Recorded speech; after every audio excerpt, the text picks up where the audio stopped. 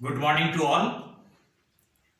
Today I am going to discuss various problems based on force on carrying conductor.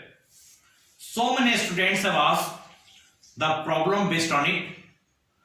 तो आइए देखते हैं कि कैसे कैसे इस चैप्टर से क्वेश्चन पूछे जा रहे हैं। इसके पहले फोर्स ऑन कैरिंग कंडक्टर के लिए एक फार्मूला हम लोग पढ़ चुके हैं। This force is given by ideal cross B. इसी फार्मूले के आधार पर हमें 3-4 प्रॉब्लम एक साथ देखिए। Let us suppose uniform magnetic field B exist in the region, और इस रीजन में कोई एक कंडक्टर है इस तरह का जिससे आई करंट जा रहा हो, और यहां से स्ट्रेट लाइन है, यहां से स्ट्रेट लाइन है, और यह आपका सर्कुलर पार्ट है। यह सर्कुलर पार्ट का रेडियस आर है, और पूछा जाता है कि what would be net force acting on this carrying conductor. उसी तरह यहां पर magnetic field, this magnetic field is pointing towards outside. अब यहां से 1 2 3 4 पाथ है, सेगमेंट अलग अलग हैं। एक स्ट्रेट सेगमेंट है, एक इस तरह का सेगमेंट है, या इस तरह का सेगमेंट है, या किसी भी शेप में है। और these all 4 segments are placed in uniform magnetic field and same current is flowing through it all. सभी के साथ बराबर करंट फ्लो हो रहा हो, करंट इज सेम। अब लगने वाला फोर्स किस पर अधिक होगा? यहां से बच्चों को एक अक्सर कंफ्यूजन होता है कि लेंथ dl, और यहां पर अब आपको बताना है कि a और b से पर लगने वाला फोर्स सेगमेंट फर्स्ट का अधिक होगा, सेगमेंट 2 का अधिक होगा, या किसका अधिक होगा? अगर होगा तो इनके बीच में क्या रिलेशन होगा? उसी तरह एक और कॉम्पिटिटिव एग्जामिनेशन में ऐसा क्वेश्चन आया है। कॉम्पिटिटिव एग्जामिनेशन में यहां पे यूनिफॉर्म मैग्नेटिक फील्ड है, this is magnetic field pointing towards inside, और there is a shape carrying conductor. Conductor कैसा है? एस शेप में है। एस शेप का यहां से यह आधा सर्कुलर पार्ट है, और इधर भी आधा सर्कुलर पार्ट है, से करंट आई फ्लो हो रहा है सबसे। तो अगर इसका कोई रेडियस हो, अगर यहां से इसका रेडियस ए हो, यहां भी इसका रेडियस बी हो, तो ऐसी स्थिति में इसके करंट कैसे निकालिएगा? या 4th क्वेश्चन जो है, यहां एक साइन वेव है, it is like a sine wave, और this sine wave y equal to a sin omega t, sine wave की तरह कंडक्टर है। कैरिंग कंडक्टर का शेप कैसा है? साइन वेव की तरह। तो अगर x इक्वल टू 0 से यहां तक अगर पूछा जाए कि what would be net magnetic force acting on it, तो यह तरह तरह का सवाल आपको मिलेगा। आइए बच्चे देखते हैं कि इन सारे सवालों का हल कैसे हम लोग एक ट्रिक के साथ करते हैं। बच्चों, let us consider a wire carrying conductor is in this shape. कैसा शेप है? यहां से यह पार्ट स्ट्रेट है, यहां से पार्ट यह स्ट्रेट है, और बीच का जो है semi circular, it is semi circular. इस सेमी सर्कुलर पार्ट का रेडियस आर है। हमें इन सब के कारण नेट फोर्स निकालने जा रहा। This carrying conductor is placed in uniform magnetic field B, और मैग्नेटिक फील्ड बी डॉटेड दिया हुआ है, इसका मतलब कि it is pointing towards outside. Uniform magnetic field है, करंट तो यहां से यहां तक जो है। अब देखिए फार्मूला हम लोग यहां पर लेट अस सपोज कि यहां लगने वाला फोर्स F1 है, यहां लगने वाला, इस पर सेमी सर्कुलर पार्ट पर लगने वाला फोर्स F2 है, और यह स्ट्रेट पार्ट पर भी लगने वाला फोर्स F3 है। तो सबको हम बारी बारी से निकालेंगे, मैग्नीट्यूड निकालेंगे और डायरेक्शन भी बताएंगे। F1 कितना होगा? F1 के लिए वही formula I dl cross B। Here carrying conductor is perpendicular to the magnetic field, therefore अगर लिखते I dl B sin theta, here theta is equal to 90 degree, therefore force is I dl के लिए हमें length कितना है L1, तो यहां से आएगा L1 B into 1, that is F1 is equal to I L1 B। Similarly F3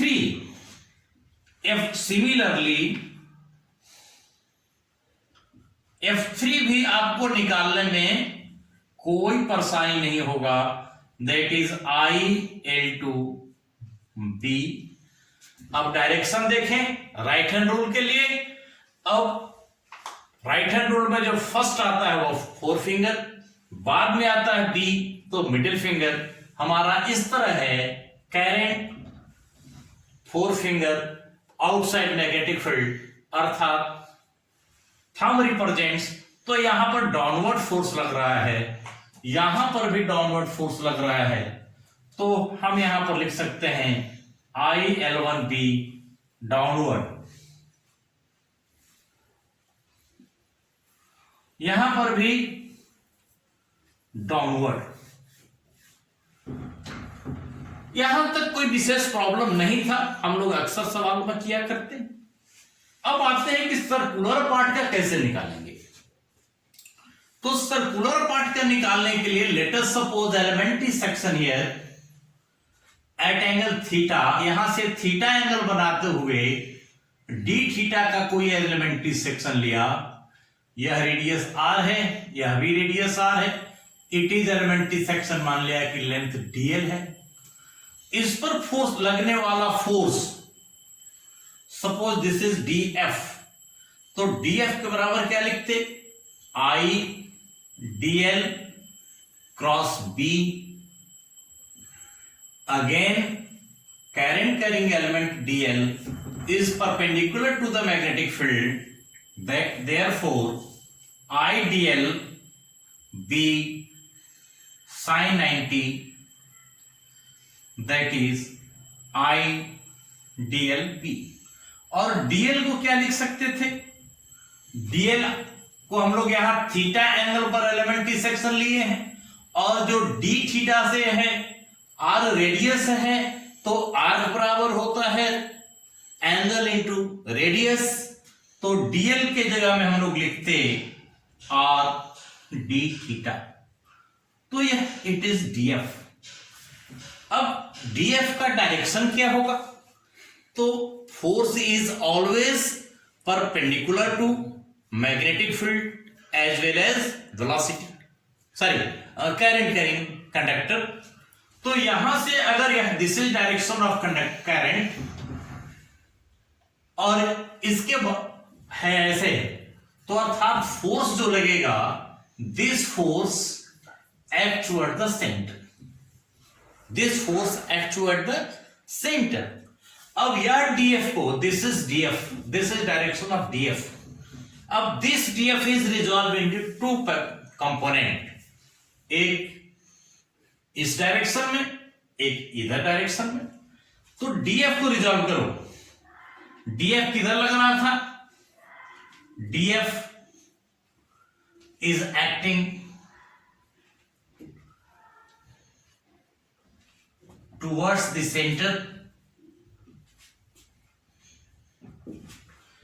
now resolve the df, तो df को रिजॉल्व करेंगे, यह एंगल थीटा है तो यह भी थीटा होगा, इधर होगा df cos थीटा, इधर होगा df साइन थीटा, यह हमारा x कंपोनेंट हो गया, यह हमारा y कंपोनेंट हो गया। तो here if in terms of vector component we can write df x component plus df y component, और df x component कितना होगा, तो here df cos theta plus df sin theta. If we wish to calculate total force on this current carrying conductor of a semicircular part, we have to integrate this all. इसको integrate करना है, integrate करना है कहां से कहां तक, हमारा एंगल 0 to पाई जाएगा। तो on integration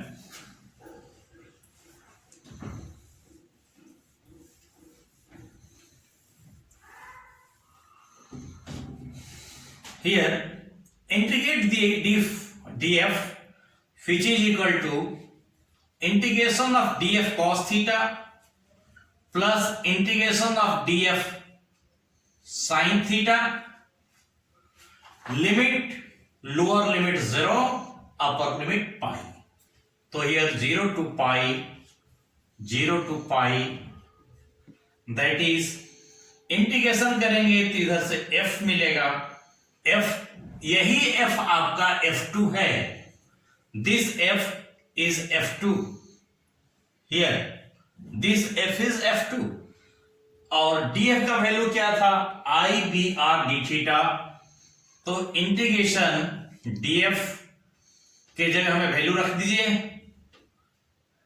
I b r cos theta into D theta plus 0 to pi df I b r sin theta into D theta. यह इंटीग्रेशन करेंगे तो I b r बाहर निकलेगा, cos थीटा का इंटीग्रेशन होता है sin theta 0 to pi plus I b r बाहर निकाल लें, sin थीटा का होता है minus cos theta 0 to pi, that is IBR into sin pi minus sin 0 plus IBR minus sine यहां रखें, cos pi माइनस cos 0, यह sin pi 0, तो यह टोटल टर्म 0 होगा, यहां पर minus IBR cos pi minus 1 cos 0 1, यह minus minus that is IB 2R। Very interesting relation यहां पर मिला। फोर्स F2 कितना निकला भाई, यह निकला I2IBR।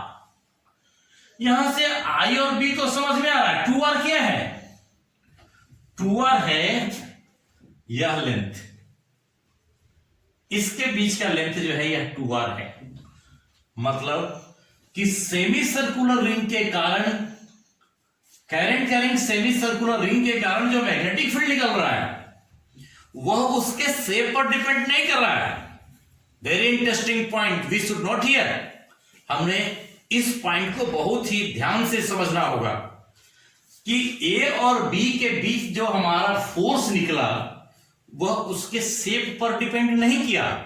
किस पर डिपेंड किया, the shortest distance between A and B, और shortest distance A and B के बीच क्या है, 2R, that is diameter of it, shortest distance.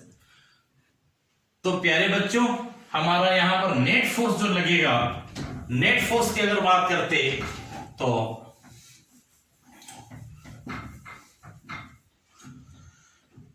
Net force F is equal to F1 plus F2 plus F3।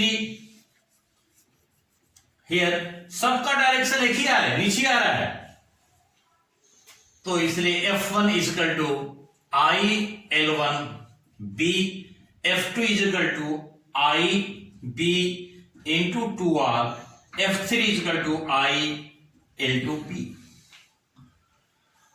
Very important point we should note here.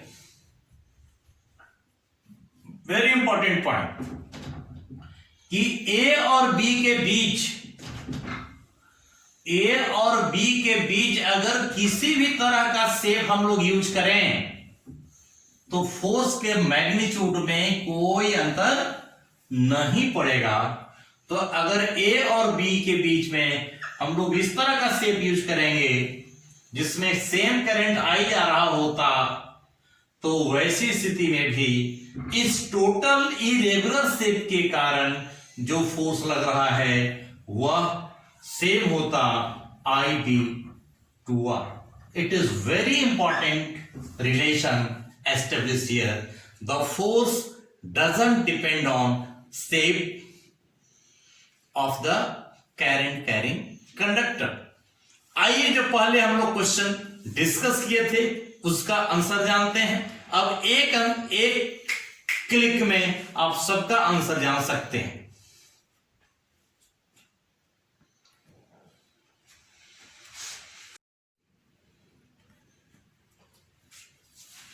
इस पहले सवाल के answer में क्या होगा? अब फिर हम पहले पार्ट्स में आते हैं। आपको जो प्रारंभ में क्वेश्चन दिए हुए थे इसमें आई करंट है। अब यहां से यहां तक के स्ट्रेट लाइन है। अब इस पे जो फोर्स लगेगा F1 इधर लगेगा, F2 इसके अपोजिट लगेगा। चूंकि इसका लेंथ बराबर है इसलिए F1 और F2 मिलकर 0 हो जाएगा और नेट फोर्स इसके कारण बचेगा। अब यह नेट फोर्स इसके कारण बचेगा भाई। अब एकदम सिंपल सा कुछ करना ही नहीं है। यहां से यह पॉइंट हुआ हमारा A और यहां से यह पॉइंट B हो गया। इसके बीच भी जो भी शेप रहता शेप से इंडिपेंडेंट रहता, तो शेप से इंडिपेंडेंट रहता तो फोर्स एक लाइन में लिख देते IB into 2R। R इसका रेडियस है तो यहां से यहां तक डिस्टेंस कितना हो गया 2R। तो नेट फोर्स IB/2R, क्योंकि F1 और F2 यह दोनों कैंसिल हुआ, केवल इसके कारण फोर्स बच रहा है। दूसरे सवाल में देखिए, वेरी सिंपल, सब में बराबर करंट जा रहा है, सभी में बराबर करंट जा रहा है, सेम करंट है। तो अभी आपको बताया कि A और B के बीच कुछ भी शेप हो जाए, शेप से इंडिपेंडेंट रहिए, केवल शॉर्टेस्ट डिस्टेंस अगर बराबर है दोनों का तो सभी पर फोर्स बराबर लगेगा। तो ऑल हैव सेम फोर्स। और यह फोर्स का मैग्नीट्यूड क्या लिखते? फोर्स इज इक्वल टू यहां से AB, अगर लेंथ A और B के बीच अगर लेंथ L मान लेते तो BIL, it is the force. इसमें यह सेमी सर्कुलर पार्ट है तो यहां से इसका रेडियस हो गया, डायमीटर हो गया 2A और यहां से यह डायमीटर हो गया 2B। तो टोटल फोर्स कितना होगा? टोटल फोर्स हो गया IB into shortest distance 2A plus B 2B, that is 2IB into A plus B। Force के लिए एकदम सिंपल सा ट्रिक लगाइए। यहां से यह साइन वेव है, साइन वेव की तरह करंट कंडक्टर है तो यहां से यहां तक निकालना है। तो यहां से यहां तक क्या था? एक वेवलेंथ, यहां से यहां तक डिस्टेंस है एक वेवलेंथ। तो F is equal to IB into lambda. तो बच्चों ये सारे सवाल जो है बहुत इंपॉर्टेंट है, बहुत सारे परीक्षा में पूछे जा चुके हैं। तो उम्मीद है कि आपको आज का मेरा क्लास अच्छा लगा होगा, आप समझे होंगे कि कैसे फोर्स ऑन कैरिंग कंडक्टर निकालते हैं, इसका क्या ट्रिक है। तो पुनः एक बार सबको बहुत बहुत धन्यवाद। Thank you.